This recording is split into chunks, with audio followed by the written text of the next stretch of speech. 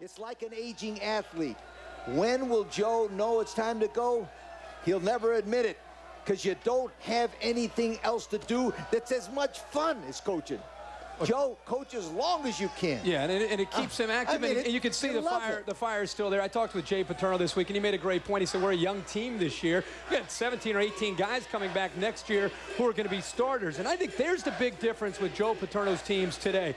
They used to be a program that just reloaded. It didn't matter who they graduated. Now, after a great year last year, they need a little bit of time to get back to being in a position to compete for a Big Ten championship. I think today they win. I think they go to Iowa City, they catch Iowa at the right time. They've been competitive in almost every game they played. I think they find a way today to win, and they got to stop Freddie Russell. Iowa's 4-0 at home.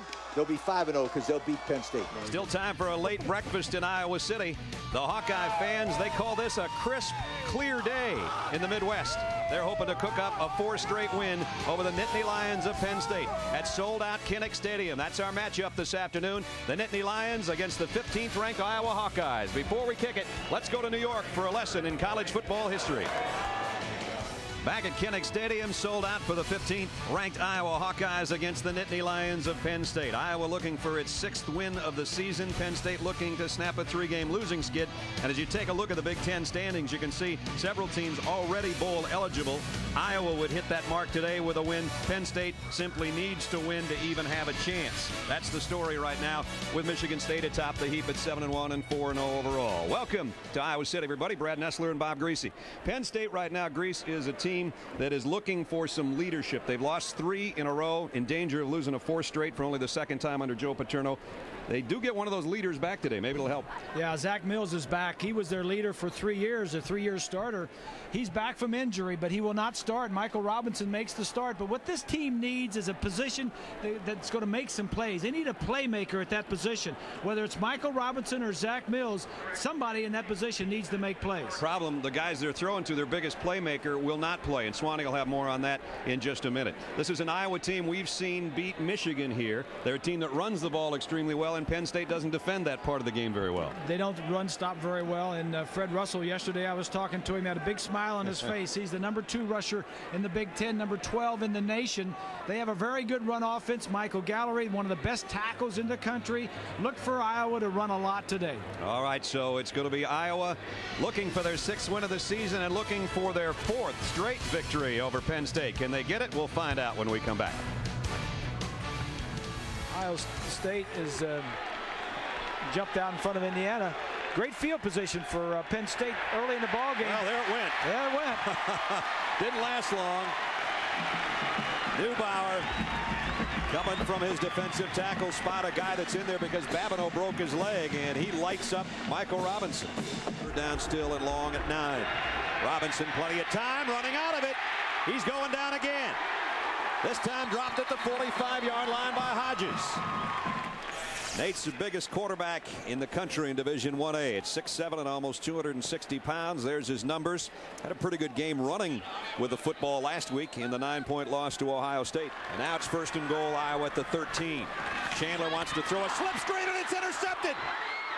Yakov might take it all the way to the Cove. Yisrael's going the distance for Penn State. His 2nd interception. This one's a touchdown. That's a backbreaker for the Hawkeyes.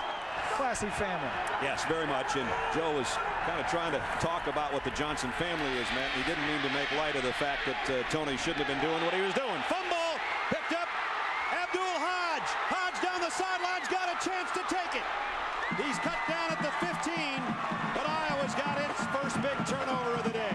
One for a touchdown. 2nd down and 8. Here's Russell again, and he finds a seam. Fred Russell knocked out of bounds after a 1st down run. He's inside the 20. And they've got 3 out there again on 3rd down and 15. Chandler waiting. Now going to the end zone. And it's caught at the 2-yard line. And there's one of the guys Swanee was talking about, Warren Holloway. I don't think he came down in bounds. Well, now he throws this ball to the outside, which is a good throw. Holloway gets up and catches it. It looks like he may have got his foot in bounds. Right foot got down. Here's a quick toss out and a touchdown, Iowa. Complete to Malloy. Just a quickie pass out to his wide receiver from Chandler on a quick snap. And the Hawkeyes a point away from tying it up. It's a good play by Iowa offensively. What they probably found out in film study is that on the goal line, maybe Penn State takes a little time to get their people in there. They're not set quickly. The corner didn't get out. He wasn't lined up on him. Just a quick pitch and a touchdown. There were still guys running around on the defensive line. Penn State just wasn't set. Watch the motion on Penn State's side of the line of scrimmage. Look at all this over here. The corner doesn't get down here in time. Just throw it out there. That's just good preparation, good planning and scheming, and poor defensive scheming by Penn State. If I had a nickel for every time we've done college football games that the three of us have said, boy, they ought to just go on a quick snap and take advantage of the defense, and we hardly ever see it. This is the first time I can remember. We always say, why not just snap it when everybody's running around, and that's what Iowa did. Yeah, well, tip your hat to Ken O'Keefe, the offensive coordinator. Blocked, extra point. And Penn State still got a play on the ball. Picked up, trying to lateral it, and can't find anybody to give it to is Scott Paxson, but it was blocked by the interior. It was kind of a high snap, a little bit wide, and Kading, who's so automatic, had that one stuffed and never got it up off the ground. First blocked extra point suffered by Iowa. So they still trail Penn State, but they do have a touchdown. 7-6 Nittany Lions.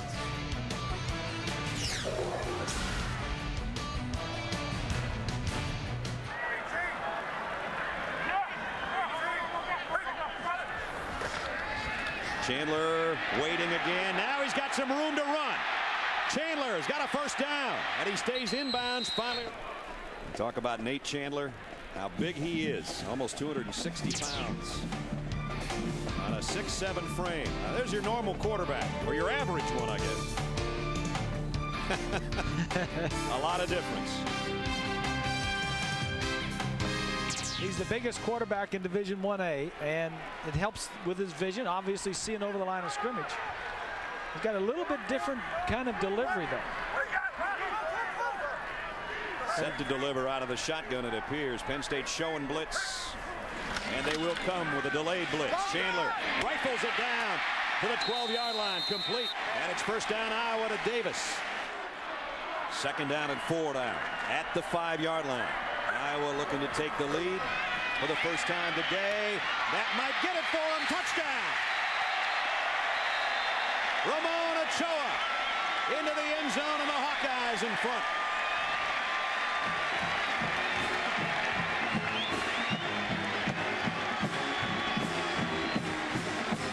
So Nate Kading, who had his last extra point blocked, set to try to put this one through to give Iowa the 13-6 lead, and now they'll go for 2. Bradley didn't get there. Bradley, the holder, took it straight up the middle, and he finished that far short. About the length of the football. I think Israel is the guy that stops him. Bradley had a little bit of a seam. You're right, Bob. There's the tackle. 12-7 Iowa. The early action today, and a look ahead to what's coming up in our doubleheader. Mills back to throw again. Scrambles out of trouble. Whoa. And he got a little bit, not lazy necessarily, but he slowed down and he paid the price. Already his 6th punt of the day coming up. Trying to put some pressure on him, and they block it. And this might be an Iowa touchdown. Picked up by Roberts. Hawkeyes in the end zone. Chad Greenway blocked it. Roberts scooped it up and went 26 yards for the touchdown. They came right up the middle. Jeremiah Roberts, and a big smile on the face of Norm Parker, the defensive coordinator, as that team came to the sideline. There's Jeremiah, 26 yards, touchdown.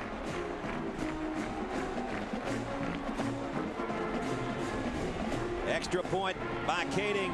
This time is up and good. I didn't think they were in field goal range for gold. His longest this year, 47, his career long 51. This is a 50-yard field goal attempt. The kick on the way. And no good. Kirk Ferentz trying to even his record here in Iowa City. Early on, tough going. Won one game one year. Everybody said, oh boy, here we go. And then he started putting it together. And last year, co-Big Ten champions, Orange Bowl performance, 11-2 season, most wins in school history. Well, he's won 19 of his last 24 games after that slow start. Chandler off play action, the deep out, wide opens Ochoa in front of Yaakov Yisrael, and I don't know if Gardner or somebody lost him back there, because the guy they call Razor Ramon Ochoa was wide open. Meanwhile, Iowa has got it inside the Penn State 35. Nice play fake by Chandler. Now rolling to throw, and again it's Ochoa. Almost the same spot, only a quicker pass this time. Yeah, and the lineman too. Chandler hides behind his offensive line on the quarterback sneak for the touchdown. They're still unpiling the big hogs down there, but Chandler's already on his feet, on his way to the sideline with a 1-yard touchdown run. As Swanee said, that is a good-looking drive. Did a little bit of everything. 9 plays. Penn State's drive previous to this had 14 plays. They didn't convert. In fact, they had to try a 50-yard field goal. Penn State needing points badly. Flare out to Austin Scott. Down the sideline. Nice move. The youngster's inside the 10. He's in. Touchdown. Great run. Absolutely showing the future of the Penn State backfield right there. The Dogs don't want to let what Virginia Tech had happen to them. Zach Mills, option keeper, dragged down from behind. Derek Robinson. Cut that back to 95, and now it's cut back to 85. So that's from 105 to 85 scholarship. Today, our Chevrolet players of the game.